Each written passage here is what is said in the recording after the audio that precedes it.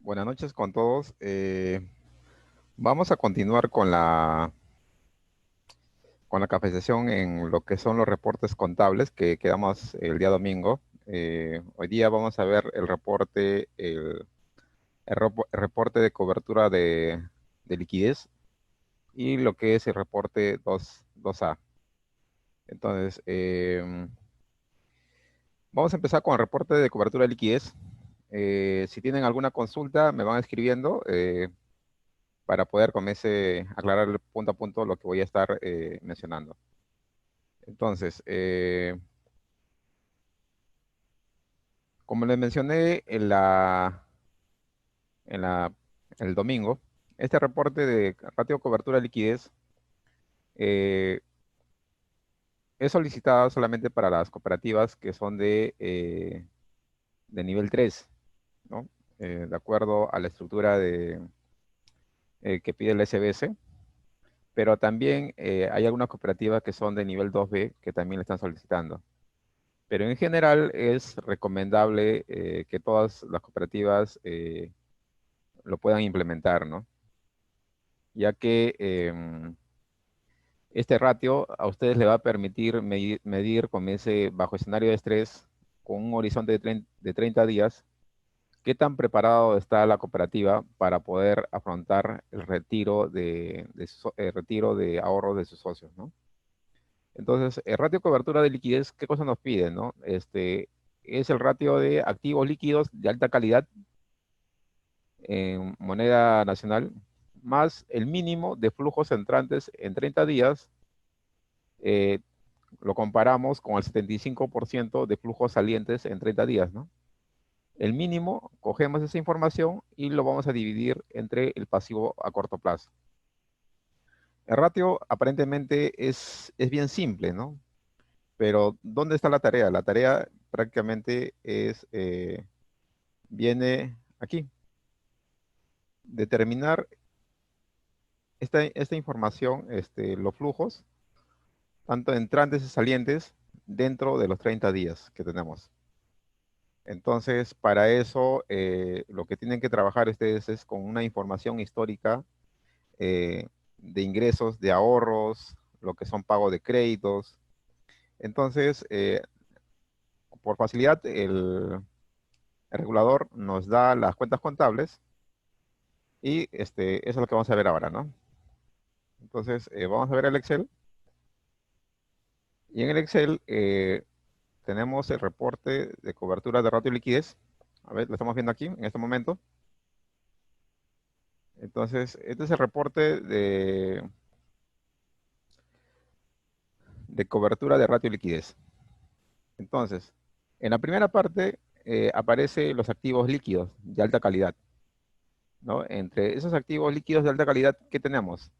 Tenemos lo que son las cuentas de caja, tenemos los valores representativos de deudas emitidos por el BCR, valores representativos de deuda emitidos por el gobierno central, valores representativos de deuda por gobiernos exteriores, o sea, y por último tenemos los bonos corporativos, ¿no? Emitidos por empresas del sector financiero. Entonces, las cooperativas, si en caso tuvieran exceso de liquidez, en algunos casos de repente van a querer algunos certificados, ¿no? Algunos bonos. Entonces, dentro de los lineamientos de la SBS, lo considera como activos líquidos de alta calidad. ¿Por qué van a ser activos líquidos de alta calidad? Porque rápidamente lo voy a poder convertir en dinero. Y ese es el objetivo, ¿no? Entonces, en esta parte es simple porque nos dan las cuentas contables y eso es lo que tenemos que nosotros empezar a buscar las cuentas contables, tanto en moneda nacional y en moneda extranjera, ¿no? De cada cuenta contable que podamos tener información. Ahora, también dentro de los datos que nos da el reporte que nos da el SBS, también nos pone el factor de ponderación. Por ejemplo, el dinero que tenemos en caja es un factor de ponderación de 100%, porque rápidamente yo voy a tener el dinero. Pero, por ejemplo, lo que son valores representativos de deudas por gobiernos exteriores, lo pone un factor del 85%. ¿Por qué? Porque voy a poder comer eh, me voy a tomar un tiempo para venderlo, ¿no? Pero frente a eso, yo pondero al 85%. Entonces, en esta parte simplemente vemos que es una suma simple, vemos ese reporte de ambos lados, es una suma simple, y acá viene recién lo que es el producto, ¿no? Lo que es el saldo contable de las cuentas por el factor, tanto en moneda nacional y en moneda extranjera. Eso es lo que vamos a hacer. Entonces, y al final tenemos el importe ajustado, ¿no? Por la ponderación que se tuviera. En este caso es similar porque prácticamente los activos que tiene ponderan al 100%. Ahora, ahora viene lo que es los flujos entrantes en 30 días. Entonces, cuando hablamos de flujos entrantes, eh, viene a ser todo el dinero que puede ingresar en la cooperativa. Pero para eso también nos pone como dato, el regulador nos da las cuentas contables, pero hay algo que vemos que está en paréntesis, ¿no? Una P, ¿no? Y siempre nos vamos a preguntar qué cosa es esa P, qué significa. Parte de la cuenta que corresponde. Eso es lo que quiere decir, ¿no? Parte de la cuenta que le corresponde. ¿Por qué? Porque cuando ustedes realizan el análisis de flujos entrantes, lo que tenemos que hacer es, por ejemplo, ustedes cuando hagan el análisis, por ejemplo, en créditos, vamos a tener todas las cuentas contables de créditos, ya sea los créditos, los diversos tipos de créditos, la clasificación contable, los créditos vigentes, todo ese tipo de créditos. Lo que tenemos que hacer es un análisis, una historia de cuánto realmente es lo que ingresa de dinero en 30 días. Entonces es hacer un flujo de caja, ¿no? Es un flujo de caja, saber cuánto dinero realmente ingresa. Entonces, ustedes saben que ahí también, por ejemplo, en este caso, lo que toma también la 1418, lo que son los rendimientos, ¿no? Para los créditos vigentes.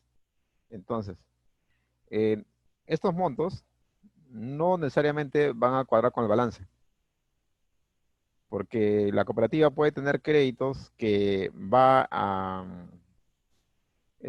están con ese a 5 años, ¿no? Puede tener unos 10 millones, pero resulta que mensualmente, entre amortizaciones que realizan los socios, solamente ingresa 200.000 soles. Es una parte mínima.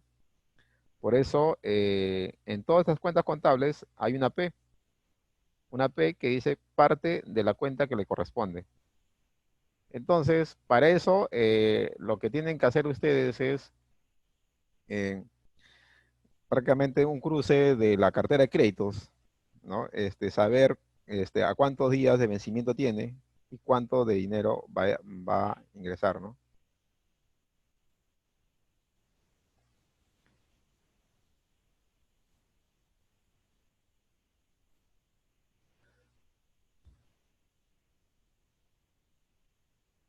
Claro, lo que dice José, ¿no? O sea, lo que prácticamente lo que va a vencer, no necesariamente lo que va a vencer. O sea, tenemos que poner como ese eh, primer cuadro, tenemos que sacar los créditos que van a vencer dentro de 30 días, tal como menciona Frank. Pero a la vez también tenemos que poner el otro escenario que de ese 100% se puede decir que nos van a pagar en 30 días, también hay un componente de morosidad. Entonces, ese componente de morosidad también hay que sacarlo, hay que comienzar a restarlo. Entonces, este reporte de cobertura de liquidez, si bien es cierto, para las cooperativas, se va a complementar con el otro reporte que todavía no está regulado para las cooperativas, que es el reporte 16, que es el análisis de brechas, el calce de plazo. En ahí, con todos esos tres reportes, es donde que recién se concatena, ¿no? Se va a entender un poco más. Pero en este momento, lo que tienen que hacer ustedes es por ejemplo, en créditos, lo que se va a vencer en 30 días o lo que me van a pagar en 30 días y restando también un componente de lo que es la morosidad, ¿no?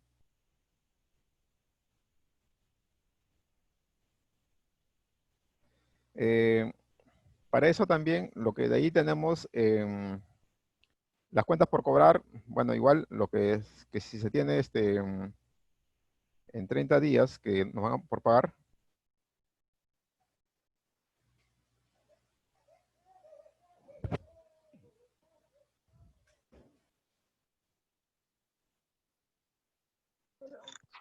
a ver, un momento, estoy buscando el reporte, a ver. eh, Fernando nos dice cómo calculo la P, no entiendo, allá. El, vamos a poner acá un ejemplo.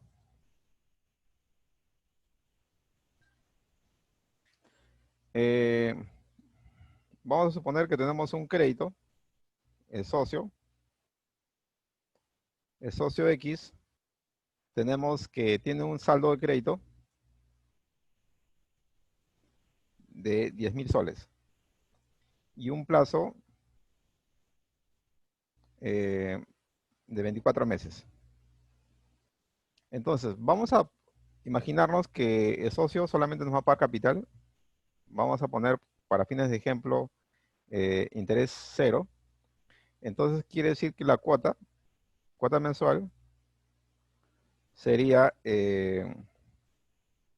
los 10.000 entre 24. O sea, quiere decir que mensualmente va a ingresar la suma de 416 soles. Eso es lo que va a ingresar, 416. Entonces, para yo tomar el flujo entrante de, a la cuenta de créditos, yo voy a tomar como flujo entrante los 416, siempre y cuando tomando como escenario que todos mis socios me pagan de manera puntual. Entonces, eh, por eso que no lo considero yo el 100% del saldo de crédito, sino solo la porción que está pendiente de pago en 30 días, ¿no? Eso es lo que tengo que hacer yo. Entonces, eso es lo que se tiene que hacer aquí en lo que es en créditos. También igual el mismo criterio, lo que tenemos que hacer entre los fondos intercooperativos, si A o B ustedes tienen alguna alianza con otra cooperativa, también saber si hay una proyección en 30 días, cuánto dinero puede ingresar, ¿no? Lo que son los fondos disponibles que puede haber en el sistema financiero, lo que son los disponibles y también lo que son las cuentas por cobrar.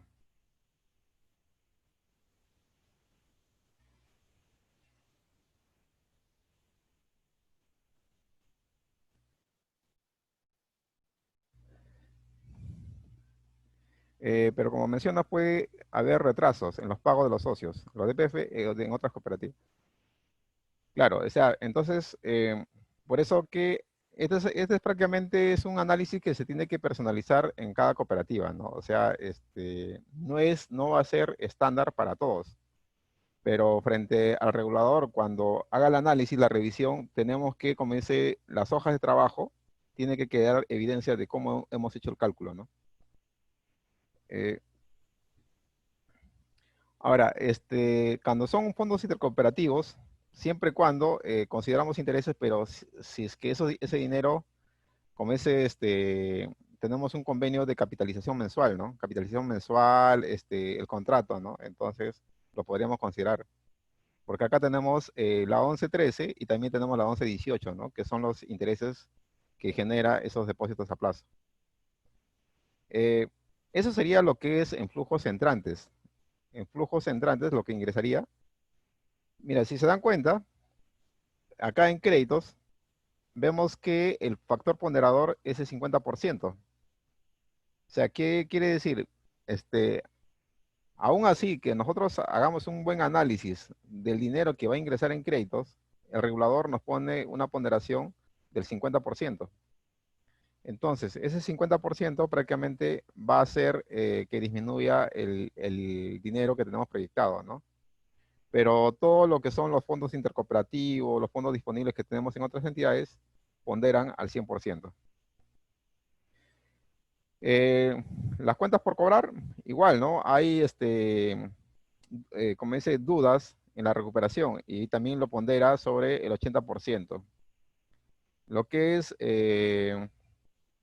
las operaciones por liquidar que tenemos, bueno, en este caso, el factor ponderador es el 100%. Igual, lo que tenemos que hacer es el cálculo de la multiplicación del saldo versus el factor, y con eso tendremos lo que es el total del importe ajustado, lo que son los flujos entrantes. Ahora, hasta ahí es como calculamos, ¿no? Entonces, aquí se tiene que trabajar con bastante data, tenemos que trabajar de la mano prácticamente de sistemas, que tener un clasificador de vencimientos, ¿no? Eh, Ahora en flujos salientes. Los flujos salientes, ¿qué tenemos? Tenemos aquí la SBC nos pone 4 rubros. Los fondos estables, ¿no? Los fondos estables vienen a ser, como dicen, los depósitos de ahorro de los socios que tienen cobertura de fondo seguro de depósito. Entonces, igual, lo que tenemos que hacer es, dentro de la estructura que tiene la cooperativa, tiene que proyectar en 30 días cuánto sería lo que va a salir de ahorros. Entonces, acá vemos que tenemos los ahorros, los depósitos a la vista que le llaman, los depósitos a plazo fijo. En 30 días, ¿cuánto se vence? Pero también lo que nos pide también que nosotros diferenciemos, ¿no?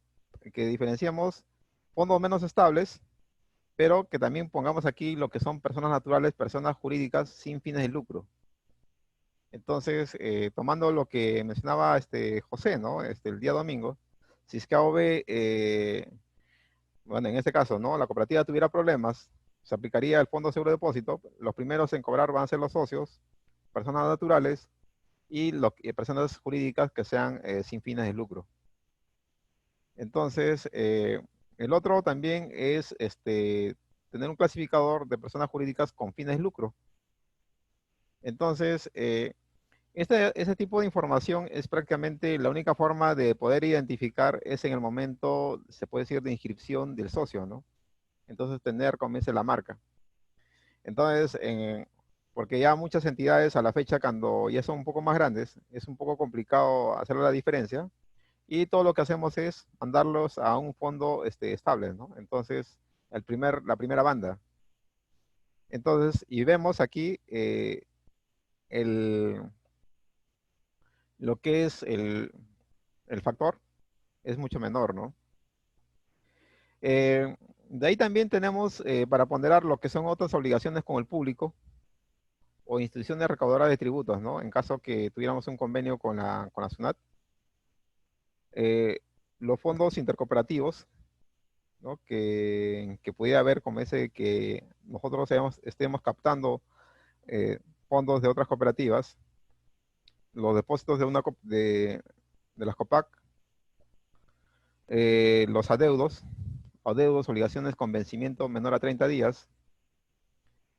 También tenemos los adeudos, obligaciones financieras con vencimiento de 31 a 90 días.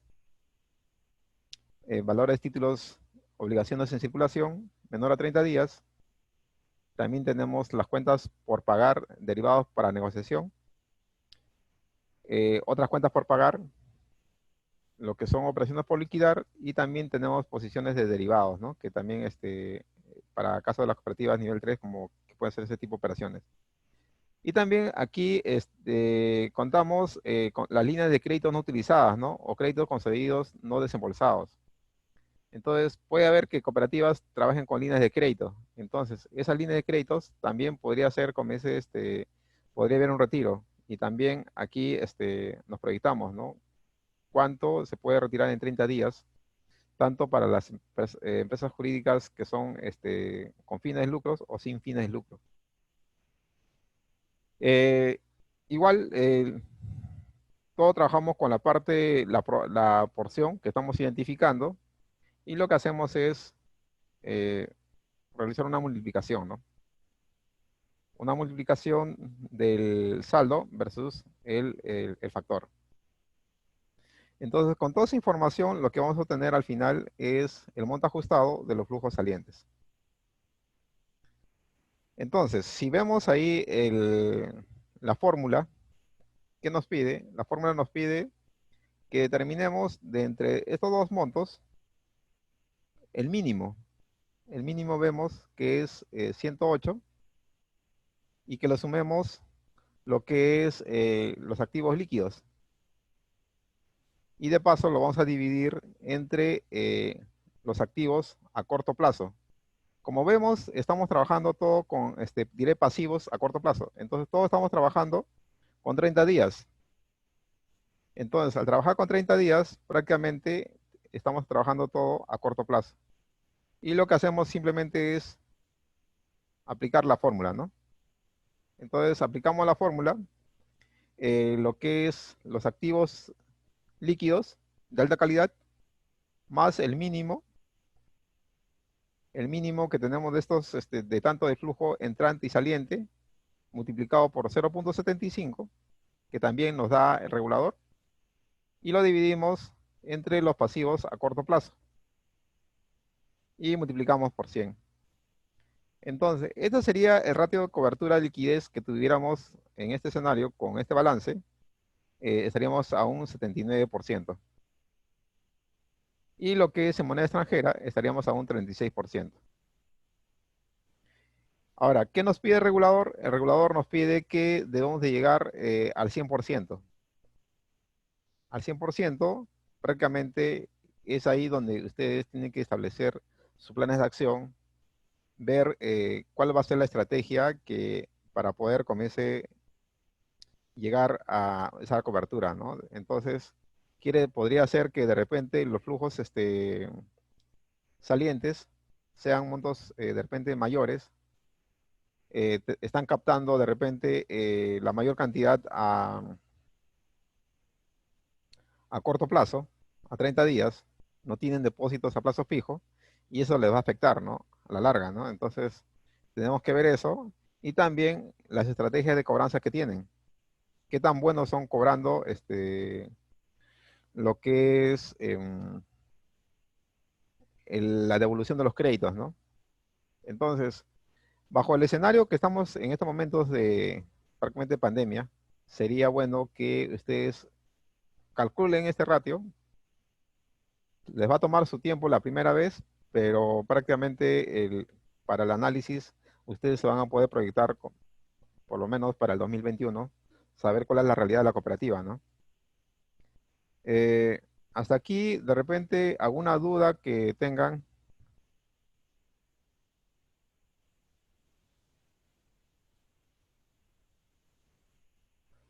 Entonces, Abel nos dice, ¿no? ¿Cómo se interpreta este ratio? Por ejemplo, el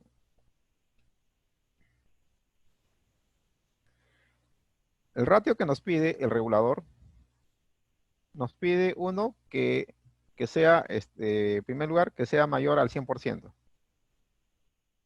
¿no? Entonces, si tienes mayor al 100%, quiere decir que la cooperativa está preparada para afrontar retiros en 30 días, hasta 30 días, aguantar, se puede decir. Hacer una contención de 30 días de retiros con el escenario de los ingresos que tiene proyectado en 30 días. Cuando vemos nosotros el ratio de liquidez, el reporte 15, el 15A, en el 15A lo que es el ratio de liquidez, se puede decir el diario, vemos que es una foto. Es una fotografía de los saldos al cierre de mes, ¿no? Entonces vemos ahí si cumplimos o no qué tanto liquidez tiene la cooperativa al cierre de mes.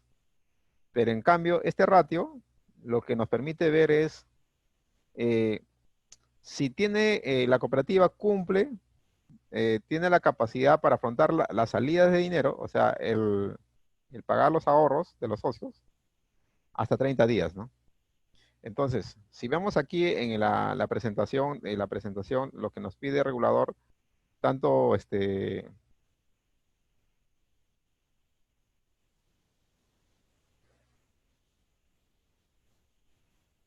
regulador lo que nos pide que el ratio de cobertura de liquidez sea mayor o igual al 100%. Entonces, ¿qué nos está diciendo? Que a partir de enero 2020 hasta diciembre 2024, lo que deberían de tener las cooperativas debería ser un mínimo de 90%. Entonces, las cooperativas que son de nivel 2B, como regulatoriamente, lo mínimo que deben tener este año es 90, pero a partir de enero de 2025 prácticamente deberían llegar al 100%. Entonces, en esta parte nos está dando, como dice, 4 años todavía tenemos de adecuación. Entonces, esta es una forma de estresar, ¿no? Estresar el ratio de liquidez que, de la cooperativa.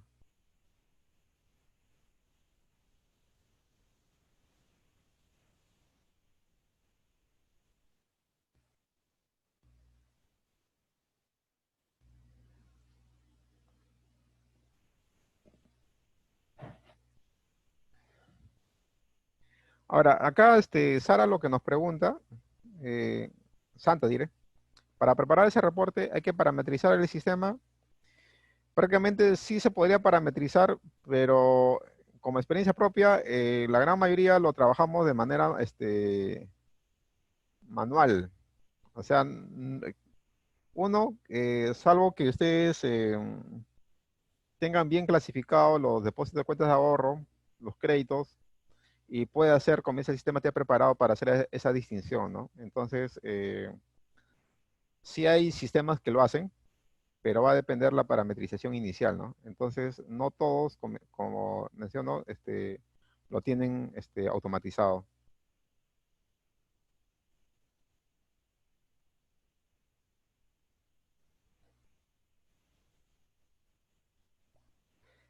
Lo que nos pregunta Alison, cómo podemos hacer para diferenciar el flujo saliente a 30 días?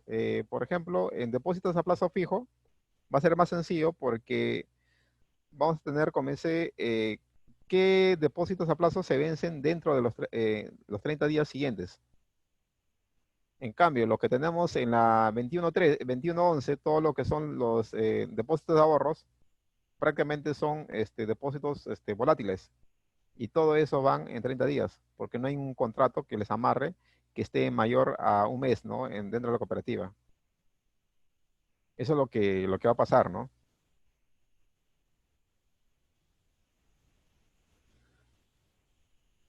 Eh, bueno, esto sería lo que es el reporte ratio de cobertura de liquidez, ¿no? Acá hemos trabajado con algunas cuentas contables de acuerdo a lo que nos pide la SBS, pero hay que trabajar con supuestos, ¿no? Con supuestos que tengan, ustedes que hayan clasificado. Bueno, esto sería lo que es el reporte de cobertura de liquidez.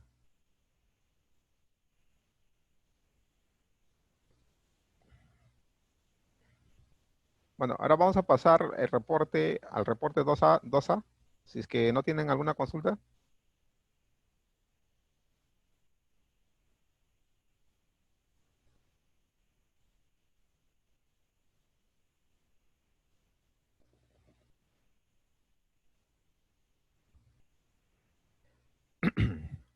Bueno, lo que es el reporte 2A, el reporte de activos ponderados por riesgo de crédito. Entonces, aquí lo que el regulador prácticamente nos pide solamente es, lo ha hecho más simple para el lado de las cooperativas, que prácticamente nos pide unos cuantos rubros, que uno de ellos, por ejemplo, que nos pide lo que es el dinero disponible en caja, cuánto dinero tenemos disponible en caja, las exposiciones soberanas en moneda nacional o moneda extranjera que se tenga, las exposiciones en el BCR, tanto en moneda nacional y moneda extranjera, las exposiciones de cobertura de fondo, del fondo, el FAEMIPE, ¿no? Este es algo nuevo que recién se agregó, lo que es las exposiciones del sistema financiero y COPAC clasificadas con B menos, ¿no? O mejor. Los créditos hipotecarios para vivienda y lo que son otras exposiciones. Entonces, lo que nosotros, ustedes como metodología, lo que tienen que hacer es, en cada rubro, hay que saber identificar qué tipo de cuentas contables son.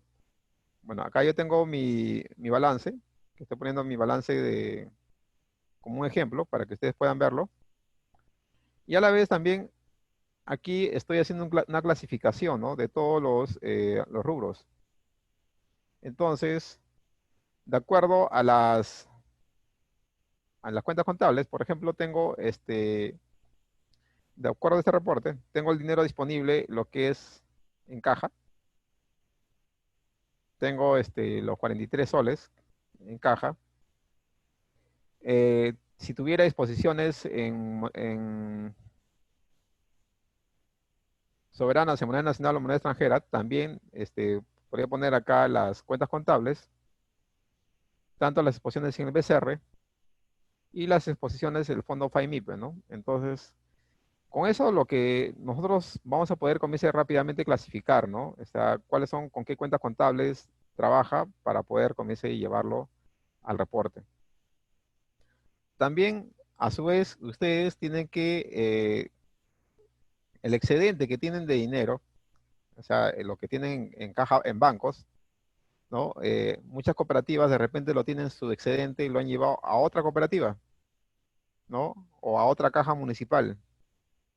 Entonces, hay que también ver dónde dónde le llevamos y si esa empresa tiene una clasificación de riesgo o no. Entonces, ¿por qué? Porque aquí en esta parte, lo que nos pide con la ponderación de 20%, empresas en el sistema financiero clasificadas con B menos o mejor. Entonces, si yo tengo excedente, por ejemplo, en este caso he puesto que tenemos fondos en el banco de crédito, está clasificado la cuenta contable la 1113, que tengo 72. Puedo tener también el BVA, pero imaginemos que tenemos dinero de repente en una caja Piura. La caja Piura también tiene una clasificación B+. Entonces, también estaría en este rubro. Pero si tenemos una caja, de repente, una caja Mainas, que está un poco mal, tiene una clasificación de riesgo, creo que C, entonces ya no iría en este grupo. No iría en este grupo y tendría que ponderar al 100%. Estaríamos llevando a otro grupo. Entonces, eso quiere decir que cuando ustedes lleven los ahorros a una cooperativa, hay que saber si esa cooperativa tiene una clasificación de riesgo. Si no lo tiene, va a ponderar al 100%. En caso que tuviera, nos va a ayudar a ponderar a un 50%, ¿no? De acuerdo a un 20%, ¿no? De acuerdo a lo que nos está pidiendo acá el reporte.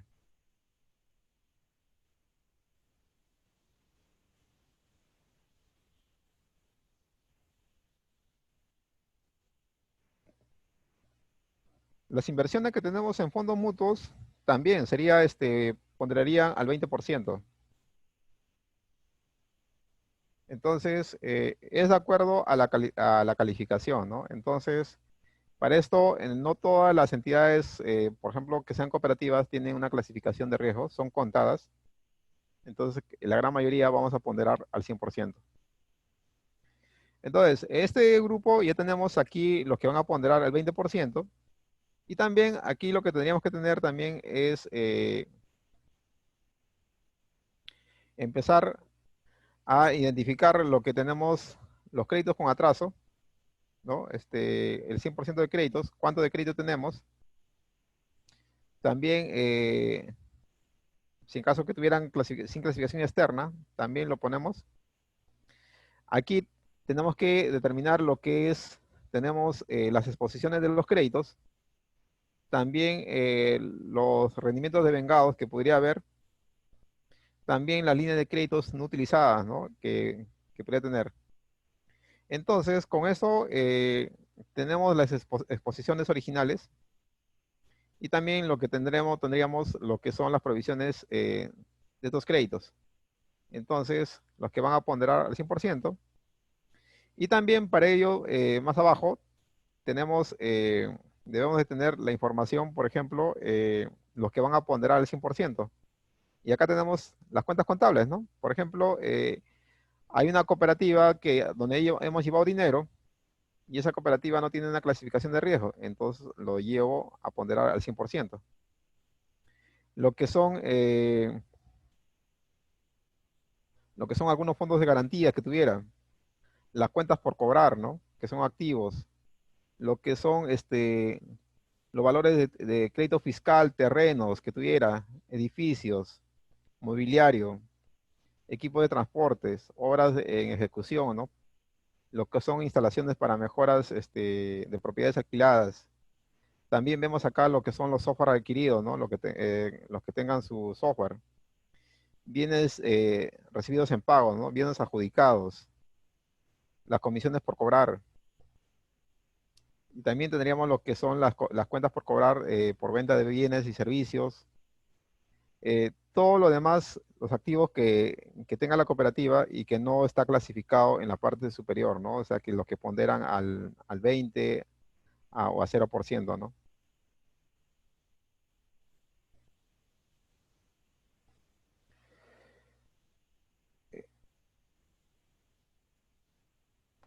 Generalmente la clasificación de riesgos que nos pregunta Sandra, la gran mayoría sacan bueno, los bancos sacan por lo menos 2 veces al año, ¿no? Las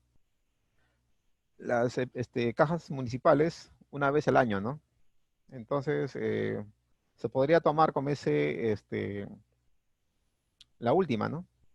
Entonces, por ejemplo, si buscamos en este momento de Class Consulting, la gran mayoría hace su clasificación de riesgo entre enero a marzo. Entre enero a marzo, antes de presentar, comienza el informe final, la memoria anual, ¿no? Sabiendo la clasificación, ¿no? Lo que nos dice Frank, el cuadre total debe coincidir con los activos. El total de activos ponderados con el total de activos no va a coincidir. No necesariamente va a coincidir, pero sí va a coincidir cuando nosotros hagamos la comprobación de cuentas. Entonces, aquí también lo que tenemos que acostumbrarnos a trabajar es, tengo las cuentas, ¿qué cuenta contable? ¿Cuánto tengo de datos? O sea, ¿cuánto estoy registrando? Y cuánto tengo de balance, ¿no? Entonces, bueno, acá, como modo de ejemplo, le hemos descuadrado, ¿no? En este caso, ¿no? En este ejemplo. Entonces, voy a ver si lo tengo el otro.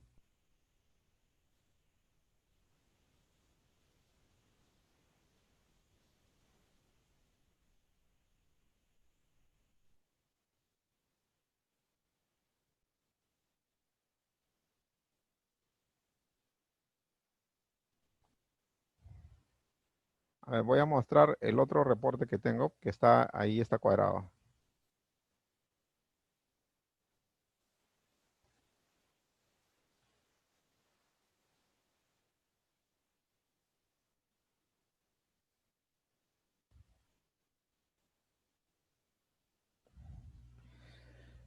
Entonces, aquí en el Excel, en este Excel que es el mismo reporte, simplemente que los datos los había chancado. Tengo el balance de comprobación, tengo un balance real, ¿no? Un balance real, eh, donde que yo he estado clasificando las cuentas contables, he sacado la información y de acuerdo a los datos que yo tengo, o sea, voy sumando las cuentas que voy jalando, las celdas, me debe cuadrar con el balance. Con las cuentas de balance sí me debe cuadrar con la información que yo estoy poniendo en mi reporte. Entonces, tenemos que tener como dice una hoja de trabajo para poder cuadrar, ¿no?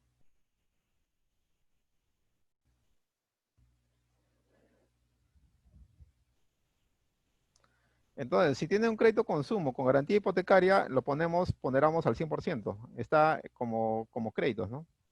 Es un crédito. Entonces, ojo que la garantía, salvo que tengan ustedes créditos hipotecarios con lo que relacionados a fondos Mi Vivienda,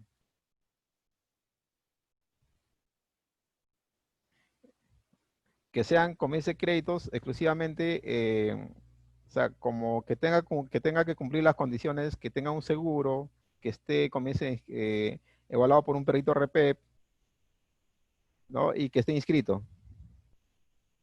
Entonces, aquí lo que podríamos clasificar, si cumplen esas condiciones, si es que tenemos un crédito consumo con garantía hipotecaria, tal como me preguntaron, yo lo tendría que poner en exposiciones al 100%. Entonces, ahí hay que tener ese debido cuidado, ¿no? Acá en el 50% van a ponderar solamente créditos hipotecarios para vivienda.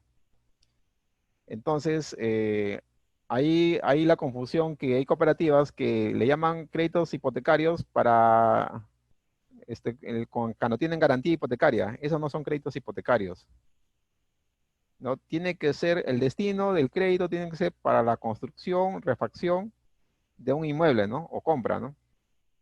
Ahí recién se llama crédito hipotecario. Entonces, hasta ahí lo que hacemos, tenemos ya, de acuerdo a nuestra clasificación del reporte, entonces lo que hacemos es simplemente trasladar esa información. Tenemos las exposiciones originales, tenemos lo que son las provisiones, ingresos diferidos, ¿no? De acuerdo a lo que nos da en nuestra hoja de trabajo. Entonces, aquí tenemos, como dice, la suma de todas nuestras provisiones, ¿no? Los ingresos diferidos que vamos identificando, ¿no? La provisión de los créditos, lo que son los intereses diferidos de los créditos refinanciados que tuviéramos. Entonces, eso es lo que teníamos que tener, ¿no? Eh, entonces, para ello, lo que simplemente es aplicar la diferencia que prácticamente ya este mismo regulador nos da las sumas y restas. Entonces, simplemente aplicamos la fórmula. Y de acá, si tuviéramos valores mitigantes, ¿no? En este caso, de acuerdo a la norma que tenemos para las cooperativas, en la 480, o también el plan contable, no lo menciona, no hay mitigantes, pero si fueran las cooperativas de nivel 3, tendrían que, para el 2025, van a aplicar la resolución de requerimiento patrimonial por riesgo de créditos. Ahí sí hay un detalle de estas cuentas. Bueno, por ahora no lo vamos a tomar nada. Entonces, con eso tenemos los valores ajustados de las exposiciones. Y por último, vamos a hacer lo que es una suma, ¿no? De acuerdo, vamos a sumar lo que son el total de exposiciones menos la distribución total de exposiciones ajustadas relacionados a contingentes, ¿no? En este caso no tenemos nada y simplemente sería lo mismo, ¿no? Ahora, por último, lo que vamos a hacer es sumar, multiplicar con la exposición final por el ponderador, ¿no? Entonces, lo que vamos a hacer es multiplicar por el ponderador y es una multiplicación prácticamente simple, que no tendría que ver, no habría nada no hay, no hay ciencia ahí, simplemente es aplicar la fórmula. Y por último, tendríamos lo que es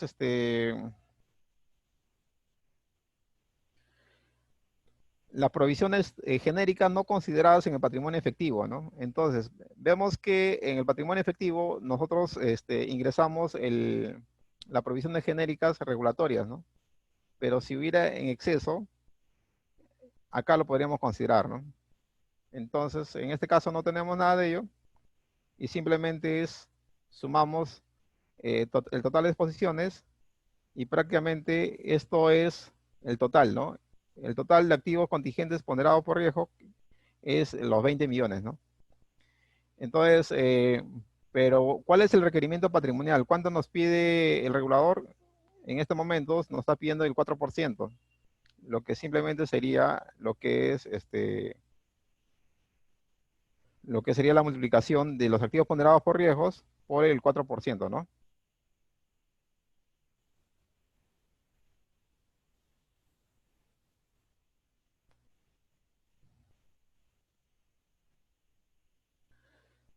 Tal como le mencioné hace un momento, lo que es las exposiciones netas no necesariamente van a ser igual a los activos, ¿no? No necesariamente. O sea, por eso que cuando hagan ustedes su hoja de trabajo, eh, tengamos cada rubro con su cuenta contable, entonces para saber de dónde están jalando, y a la vez también hay cuentas del activo que no lo vamos a considerar. Entonces, por eso hay que tener como hay algunos que dicen, ¿no? La cooperativa tiene 20 millones y mis activos ponderados son 20 millones. No necesariamente, ¿no? No necesariamente porque hay que ver también la clasificación de cuentas, ¿no? Que podría haber. Entonces, esta es la forma de cómo hacer el reporte 2A. El reporte 2A. Y de ahí tenemos el reporte, el 2D. Entonces, ¿Qué el 2D, tal? Buenas noches, ¿me escucha? sí, te escucho. Sí, una consulta. En caso de en caso de que tenga, por decir, créditos que son para vivienda, para la construcción de una vivienda y no está en un proceso de independización, que no voy a tener esa garantía hipotecaria, en ese caso, ¿cómo sería? Eh, Si si cons- no tienes, no está separado ese inmueble, prácticamente teníamos que tomarlo como si fuera un crédito por volumen, el préstamo sería de repente una mediana empresa. sí, no sé, ¿cómo se consideraría? Porque en sí no es no sé si se considera como crédito hipotecario o un crédito de consumo para vivienda. Sería un crédito consumo. Sería como un crédito de consumo, no sería hipotecario. Pero claro, o sea, es un crédito para vivienda, pero está en proceso de independización. Sí, es que para que sea considerado un crédito hipotecario, Ujú. eh, primero tiene que ser el destino ya cumple, de acuerdo a lo Ya, que mencionas. claro. Pero falta lo más importante, que tiene que estar inscrito en registros. Ujú. Entonces, si no cumple esa condición, prácticamente no sería un crédito hipotecario. Si no, sería un crédito de consumo. Sí, es un crédito consumo. Y en cuanto a los créditos, digamos, de consumo, ¿qué montos no debo superar? Hay escalas de donde no se puede superar porque si bien es cierto, los créditos que son para vivienda son, ¿cómo le explico? Son un montón, cantidades fuertes. Es que Entonces, cuando son créditos, por ejemplo, consumo, que ya superan ¿qué los montos 300 mil puedo dar? soles, el tratamiento que se le da es como si fuera un crédito mediana empresa. Como mediana empresa. ¿Hasta qué Sí. monto más o menos se consideraría así como un crédito normal? O sea, de Eh, consumo, que no sea... consumo, como es lo que menciona la 11356, es hasta 300.000. Superado eso, ya lo clasificamos como una mediana empresa. Ay, Eso. si es que no supera los 100.000 y el plazo de financiamiento, El plazo de financiamiento es por política de cada cooperativa, ¿no? claro. Ya, ¿por cuánto tiempo quiere financiar?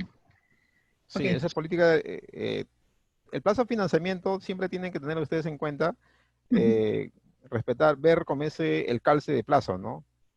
Entonces, cuando hablábamos en un inicio, el reporte de cobertura de liquidez, si bien es cierto, se va a completar con el reporte 16, ¿no? Entonces, ahí vamos a ver cuánta es la brecha que tiene cada cooperativa. De repente están captando a corto plazo y están otorgando a largo plazo.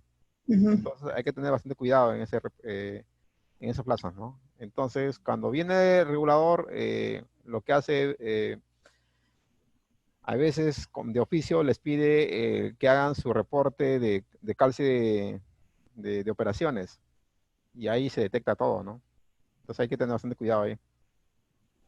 Ya, y otra consulta más, en tema por decir si son de consumo y está en proceso de independización, la misma entidad por decir, en este caso los socios trabajan con una inmobiliaria, ¿no? Entonces lo que necesitan el dinero de la cooperativa es para que puedan adquirir su vivienda. La inmobiliaria puede garantizar a los socios que están sacando el préstamo para su vivienda. Es que igual puede garantizar, pero no es hipotecario.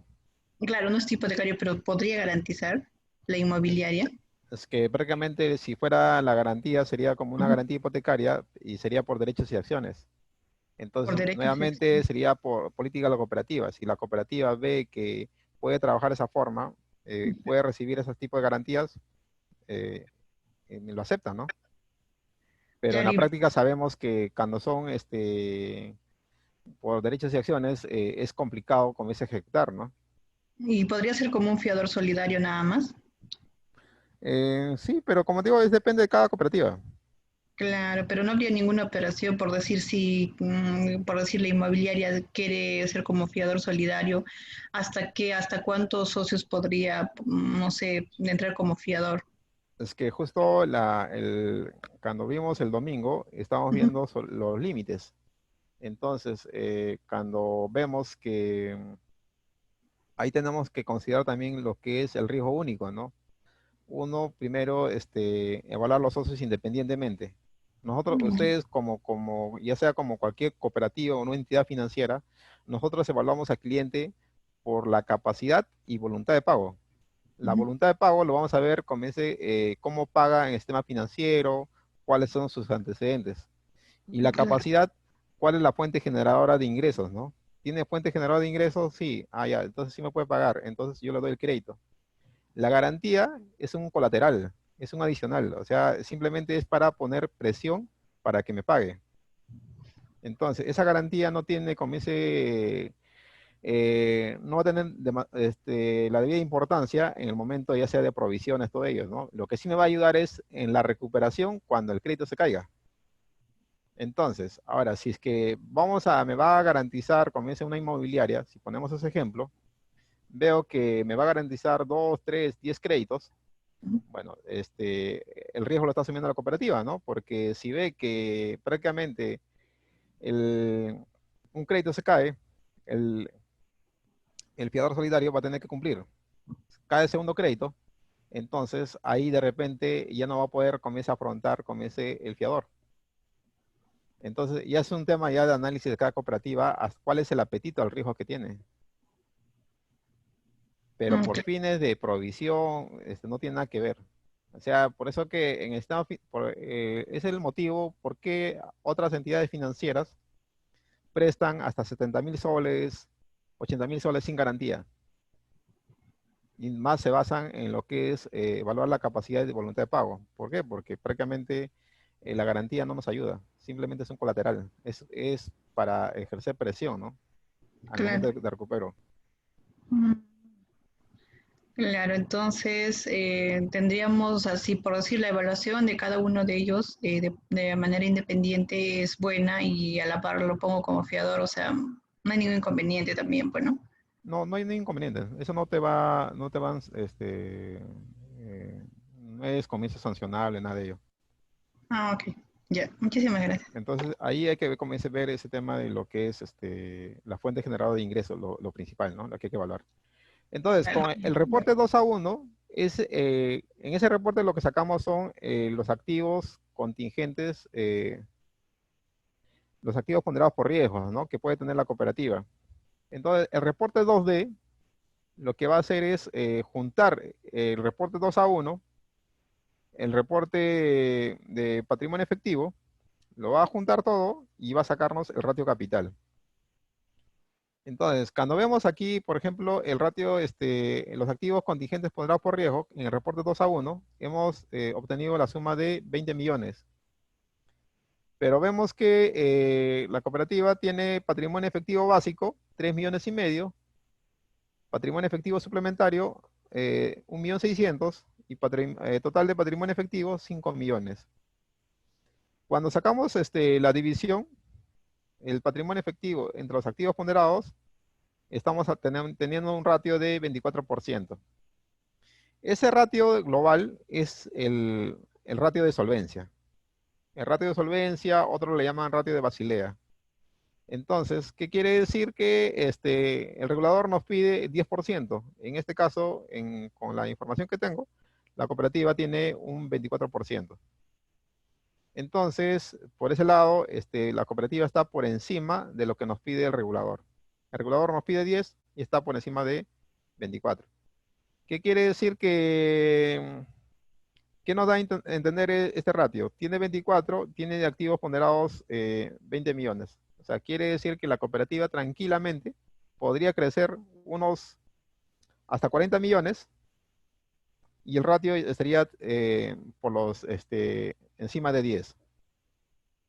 O sea, ¿cuánto todavía puede crecer la cooperativa, no?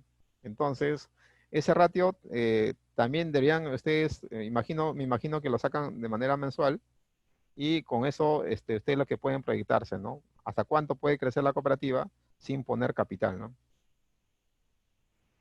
El otro ratio que nos pide es el sublímite, ¿no? Respecto al patrimonio, el patrimonio básico y lo que es el patrimonio efectivo suplementario, ¿no? Entonces, este serían como ese el reporte 2D, bueno, la consolidación. Igual, creo que ya Chrisman les pasó, o no sé si no les ha pasado los archivos Excel para que puedan generar ustedes su reporte en TXT, ¿no? Como para que lo puedan cargar ante el regulador, ¿no? No sé si hasta aquí hay alguna consulta, una duda que tengan.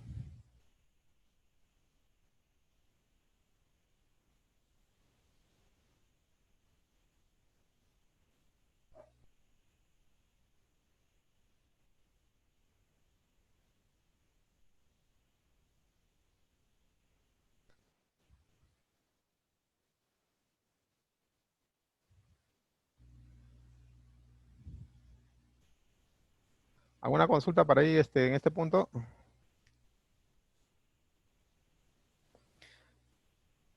Bueno, entonces lo que vamos a hacer ahora, le vamos a enviar este reporte, el 2A, que he mostrado con la información ya con cifra de balance, lo que es el reporte 2D, que también está cuadrado con ello, y lo que es el reporte de cobertura de liquidez, ¿no? Para que ustedes tengan como modelo, como ejemplo, para que ustedes lo puedan elaborar en sus cooperativas, ¿no?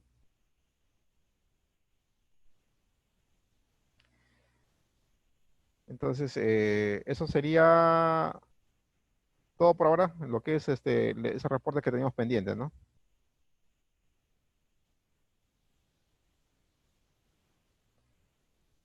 Entonces, cualquier consulta nos escriben.